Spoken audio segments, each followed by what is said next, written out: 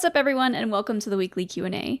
For our first question, Rick Villanueva asks if Star Wars should have more villain or dark side focused stories. And this is coming off of the announcement of Rise of the Red Blade, the new book from Delilah Dawson. We have other questions about that coming up, but that's kind of what's sparking this. And I think that we're always going to get that. I mean, we've had villain-focused stories before. I think that Star Wars is always going to be the kind of franchise, though, that will not try to glorify the Darksiders too much.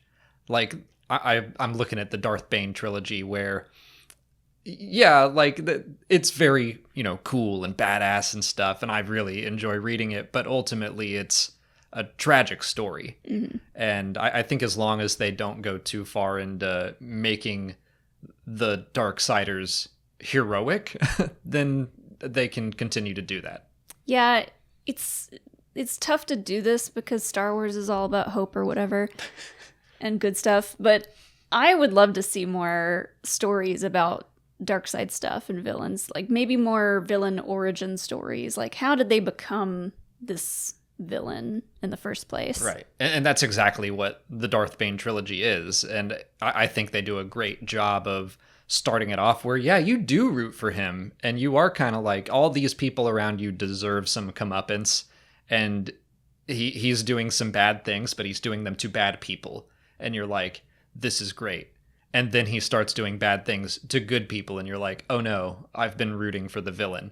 Like, I think it is very well written, and makes you question a lot of stuff. Also shows Darth Bane as a hypocrite, setting up the rule of two, and then in his later life being like, I don't know if I want my apprentice to kill me, and maybe that's the wrong apprentice for me. And so I think as long as they treat the villains like villains, we can have stories about them.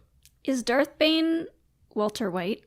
I think if you go back to my Darth Bane Path of Destruction review that I think I did in 2015, I'm pretty sure I say something along those lines. I mean, just the idea of Breaking Bad as a series where you kind of see how he becomes the villain, and like I think stuff like that would be cool in Star Wars. Mm-hmm.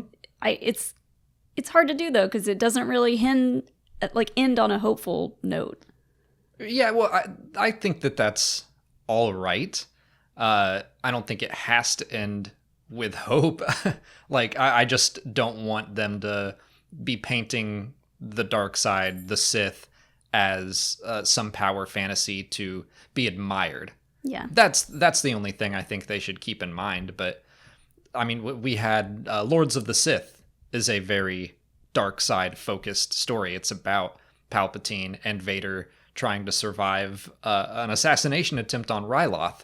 And there is a tragic element to that story as well. There's a lot of cool dark side moments, but it's also another story of Darth Vader having to kind of push Anakin down and continue to separate himself from goodness. Yeah. I mean, Anakin's whole story, ends in tragedy, and that's kind of, Vader gets redeemed in the very, very end, but his whole story is kind of sad. Yes. So do more of those. Yeah. So I am happy to see Delilah Dawson.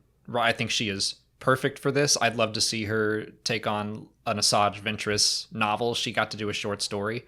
I'm happy to see Delilah Dawson coming back.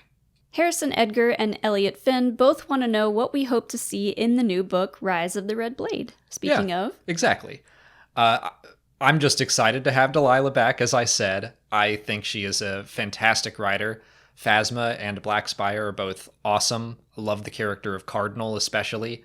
So, yeah, I'm looking forward to seeing her take on this group. I think that she is going to write it very, very well and in a fun and even I would say that she would say it would be a violent story. She says she loves to write violent women specifically. Yeah, Phasma is one of my favorite Star Wars books ever, so I think this is going to be very much in line with that.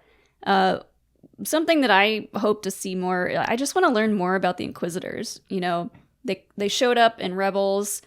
We got to know the Grand Inquisitor a little bit, And then Reva and Obi-Wan had a really cool, interesting backstory. So just getting to know a little bit more about what's going through their heads, how they came to be, and stuff like that. Yeah, and the main character of this story, or at least the one on the cover, I know they named her, I can't recall it, but she is in the Darth Vader comics, but just like 2 issues. So she is a character that I think has a lot of room to create a really interesting, she was a Jedi and now she's not. What does that process look like? The Inquisitors have always been kind of the side characters. I think Reva is the closest to having her as one of the main cast in Obi-Wan Kenobi, but for the most part, in Fallen Order, they're the villains. In Star Wars Rebels, they're the villains. So I think it'll be cool to, have them front and center, learn more about the organization. And I think I want to get into the mind of how these different Jedi fell and what brought them into the Inquisitorius. Kind of the same way Vel is like, everyone has their own personal rebellion. Mm-hmm. I want to see how each individual Inquisitor wound up where they are. And maybe we'll get the Grand Inquisitor's real name. Maybe we'll finally get that. I was going to say, maybe we'll find out how they assigned these numbers. Mm-hmm. Who's number 1? Yeah, maybe Is there a number 1? Is Grand Inquisitor the first brother? Or is there a first brother or sister? How many of them are there?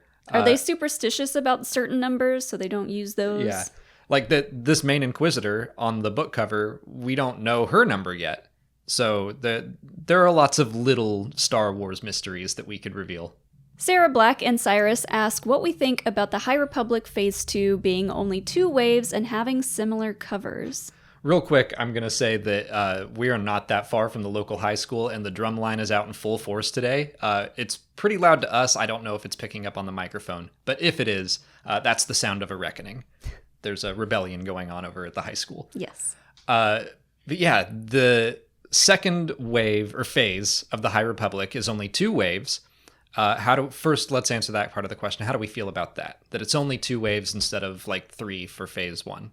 Honestly, I'm okay with it because we are going further back to kind of flesh out the story a little bit. I'm excited to get back to the characters from the first phase, so I'm okay with this one being a little shorter. I am the same way. I will say I have read the 3 books in Wave 1. I won't say anything spoilery, especially about Convergence or Quest for the Hidden City, because those aren't out yet, but they're coming. And I feel kind of the same way, is that we're going to spend some time unraveling mysteries that were set up in Phase 1, and we're going to get more context about that. But I'm like glad that I guess halfway through next year, I think they said Phase 3 is going to start in November of 2023. And I'm like, I would like to get back to the characters that we were introduced to first. Mm-hmm. I still like the new characters. I really liked the main cast of Path of Deceit and more, but it does feel a little bit like a side quest compared to what Phase 1 set up. And we're only in the first half of the phase, so I should say that. Yeah. Temper your expectations. Alex is hard to please sometimes with books. I like them all. I'm just saying, I miss Belle. I miss Geode. I miss Loden. I really miss Loden. I forgot. Yeah, and so I haven't finished Path of Deceit yet, but I'm like halfway through it, and it is so good so far. I'm really digging it. But the covers being similar, I mean, I'm okay with that. We're getting an art of High Republic book. Or what does it mean, I think is the question. Why are the covers so similar? I have an idea about that. I haven't studied the covers, so I don't know, honestly. Well, it's just more so than Phase 1. Phase 2 seem like the books are very closely linked. They have the same cover artist. The covers look very similar. And the titles. Path of Deceit, Path of Vengeance, Quest for the Hidden City, Quest for Planet X, Convergence, Cataclysm. I really think that they are being set up as kind of part 1, part 2 stories. Yeah, I feel like they're naming those names in order to keep them more closely associated with each other. I think, from the setup, from the first book of each, I think that these are going to be more duologies than Phase 1 was a trilogy. Like, obviously, The Rising Storm, Light of the Jedi, like, they are linked, but it didn't feel like a direct sequel. It just felt like a continuation of the story. I think that Cataclysm will be a direct sequel to Convergence, and same for the other two books. But you made it sound like I wasn't happy with any. I'm very happy. I still am fully on board with the High Republic. I'll say you're hard to give like a high rating to a lot of books. Okay. But so far you've said that Phase 2 is just okay. I think a lot of it is, having certain expectations and having to shift them. It just isn't what I expected. Phase 1 felt a lot grander so far. And again, like I'm thinking that Wave 2 is probably going to be a lot bigger. I think Wave 1 is kind of a lot of the setup, and Wave 2 is going to be a lot. Cindy wants to know what we think Clea's deal is. What's her deal? Yeah, who is she? So that is Luthen's like aide assistant in his antiquities shop, who clearly is involved with the rebellion side hustle part of the business. I like to think that she walked in on him having a rebel-related conversation, and she's like, oh, I want in. What is this? I don't care what it is. I want in. Yeah. I don't know if we're going to dig into their past or how they met, but she definitely is all in.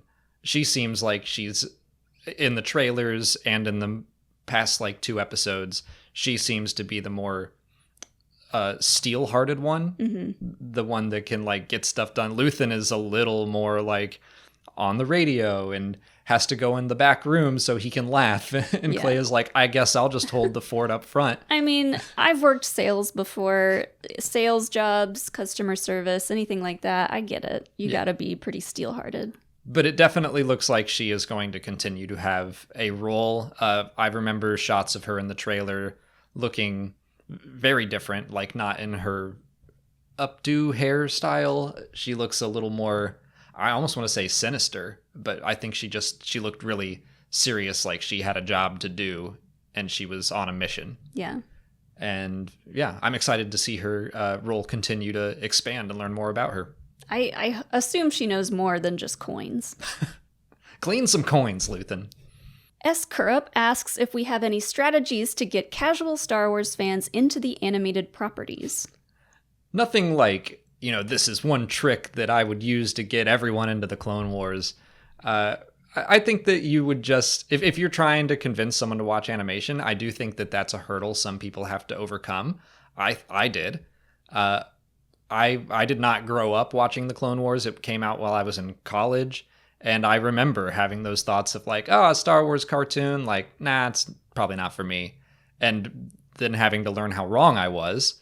So I think that you would probably try to find a way in through characters they like, especially if they're like, I really like that Ahsoka person in The Mandalorian. Well, guess what? Yeah. Like, we can usher you into the Clone Wars. That's what I was going to say. My 2 strategies that came to my mind first was, say, like, they love Mandalorian and they love Bo-Katan. Well, I'll show them Bo-Katan's episodes and arcs in Clone Wars and Rebels. Or just start people off with shorter animated things. Like, Tales of the Jedi would be a good one because those are going to be pretty short. That's not coming until 2 weeks. Less than 2 weeks now. Oh, jeez. Yeah, October 26th. So that's coming soon. Maybe that'll be a good in for people because they're shorter stories. They're characters that they probably know about. And it's going to be stuff that we're all excited to see for those characters. I think that's a good idea. Like something low commitment, because obviously the Clone Wars is 7 seasons. And I wouldn't say like start them off with the Clone Wars movie. No, I'd be like, jump into a later season and be like, check this out. And if you like it, then we can try more. But I think that would be, don't be like, we are going to watch all of the Clone Wars and you have to commit to this right now. Mm-mm. Also, just like picking out really good arcs in either the Clone Wars or Rebels. Like if you show them Twilight of the Apprentice, for instance. Yeah. That's a good end to be like, if you liked that, you maybe should watch the rest. I wouldn't worry about spoiling them that way, because if you're trying to get someone into the animated stuff, you got to give them the good stuff and leave them wanting more. Yeah. The first episode is free. Yeah. On to YouTube questions, Matthew Kelly wants to know if Mon Mothma had any other children besides Lita. So far, I'm going to say, in canon, no. In Legends, she did have a son.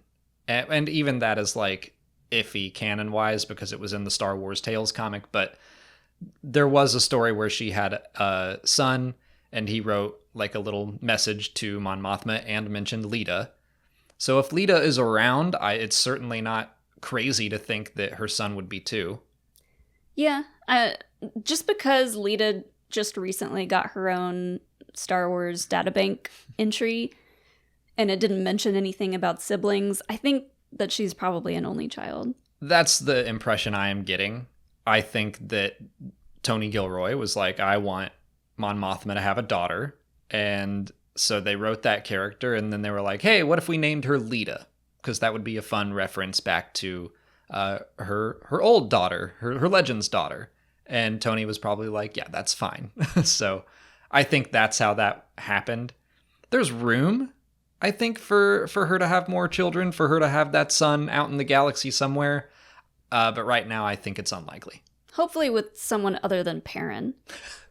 Anyone but Perrin. The Nerd Channel asks how Luthen got those Mortis tablets. I have to assume that they were from like a ransacked Jedi temple. I think that makes the most sense. I mean, he's an antiquities and art dealer, so we've talked about his backstory a little bit before, that we don't know much about him, but we talked about maybe he grew up wealthy, so maybe he goes to auctions all the time and, buys these things and resells them. I think that in my head, it was probably more of like a black market kind of deal. I'm still just like, dude, you have holocrons out on your shelf, and yeah, they're in the back, but they're not hidden. And that is contraband at this point in time. Like, the Empire is trying to snuff out any reminders of the Jedi. So having a holocron is pretty iffy. And I think that having tablets from a Jedi temple, I assume, the Mortis tablets, also kind of iffy. So I'm expecting that he gets a bunch of his stuff from the black market and then maybe pays off Imperial officials so they don't look into him all that much. Mm-hmm. Do you think he has a folder on his computer that says definitely not rebellion plans? Yes. we have this idea of Luthen as like this master rebel leader because Stellan Skarsgård is crushing it. But yeah, the way he runs his antiquities shop, he might not be the sneakiest person around. Andrew Zhu wants to know if we've already seen Cassian Sister again in Andor without us knowing it. I don't think so. I know some people have thrown out the idea that Cinta could be Cassian's sister. That feels, honestly, very Star Wars in the fact, like, that's a soap opera thing to do, is especially since he was flirting with her. That's even more Star Wars. If he's been looking for her, I have to imagine he would recognize her. I think so too. I just don't think they're related. I don't think there were any clues to that, and that it feels like just the Star Wars fan thing people do where they try to make everyone related somehow. I think all of those characters were just brand new characters. I don't think we have seen Cassian's sister outside of the flashbacks, but I do hope we follow up on that. Yeah, I don't think... I'm trying to, like, go through all the women in the show so far that we've seen, and I don't think we've seen her. I was like, maybe Clea, but no. Maybe that's what the next arc is going to be. I don't think Cassian can go back to Ferrix. He still probably wants to lay low. So maybe he will just continue to search for his sister in other systems. Yeah, he's got a bunch of money now. So yeah, so... maybe he takes a little break. I wouldn't mind him being able to follow through on that. I don't know if it's just a setup of like, yeah, Cassian has lost a lot of people in his life and it's made him sad. Or hopefully he might actually be able to find his sister. It would be interesting if his sister was like working on Coruscant somewhere, or like in politics somehow. Like, it makes me think of in Solo when we find out where Emilia Clarke's character is, and Han is like, "Whoa, what how'd are you doing get here?" Yeah. Something like that would be interesting. I definitely think there's more to learn about Kenari, and it's weird that we haven't spent any time on that in the past 3 weeks. So maybe we'll get back into some of those mysteries in the coming arc.